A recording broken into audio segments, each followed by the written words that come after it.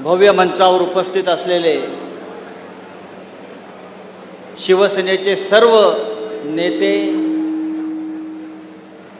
आणि नाशिकचे सर्व पदाधिकारी, आज सकाळपासून इथे ज्या शिबिराचं आयोजन केलेलं आहे त्याचा आजचा हा समारोपाचा म्हणजे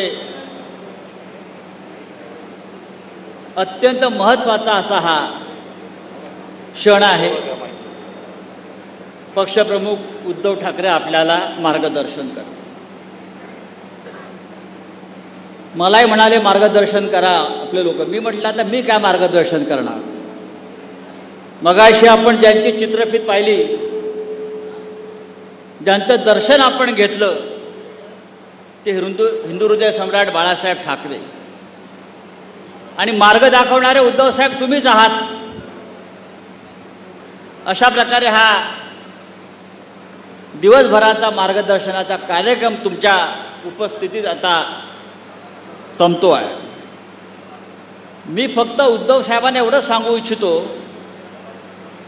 की हे संपूर्ण शिबिर हे नाशिकच्या शिवसैनिकांच्या मेहनतीने पार पडलेलं आहे. नाशिकचे शिवसैनिक, नाशिक शिवसेनेचे सर्व पदाधिकारी यांनी तन मन आणि धन अर्पून हे शिबिर यशस्वी केलं आणि ही शिवसेनेची ताकद आहे. आज आपल्याकडे सत्ता नाहीये, त्याच्यामुळे असे कार्यक्रम कसे होऊ शकतात असा प्रश्न पडतो. पण एकदा शिवसैनिकांनी मनावर घेतलं की असे 100 सोहळे तो पार करू शकतो. आज काय झालं, अडथळे बघा कसे येतात, आणतात.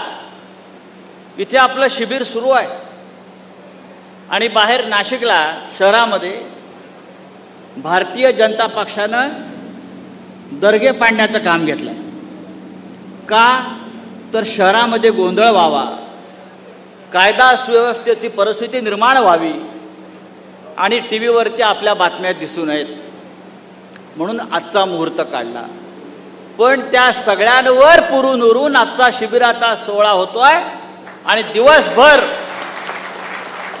दिवसभर महाराष्ट्रामध्ये या आपल्या शिबिराची बातमी होते आहे. या शिबिराचं वैशिष्ट्य काय आहे? अनेकांना वाटलं की पराभव झाला शिवसेनेचा, शिवसैनिक खचला असेल, शिवसैनिक घरी बसला असेल, शिवसैनिक आता घराबाहेर पडणार नाही, शिवसैनिक दहशतीखाली आहे. आजच्या शिबिरानं दाखवून दिलं की नाशिकचा शिवसैनिक आहे तसा दणदणीत आणि खणखणीत आहे. एखाद दुसऱ्या पराभवानं खचून जाणारे आम्ही नाहीत. यापेक्षा वाईट काळ आम्ही पाहिलेला आहे. याच्यापेक्षा का वाईट बघायचं? यापेक्षा वाईट काळ आम्ही पाहिलेला आहे, स्वतः शिवसेना प्रमुखांनी अनुभवलेला आहे. आणि सगळ्यात खराब काळाशी सामना करणारी जी व्यक्ती असते ती सगळ्यात उज्ज्वल भविष्याची निर्माता होते, लक्षात घ्या. त्याच्यामुळे कोणाला असं वाटत असेल की आम्ही खचलो, दबलो, तसं नाही. एक छावा नावाचा चित्रपट येऊन गेला, त्याच्यामध्ये आपण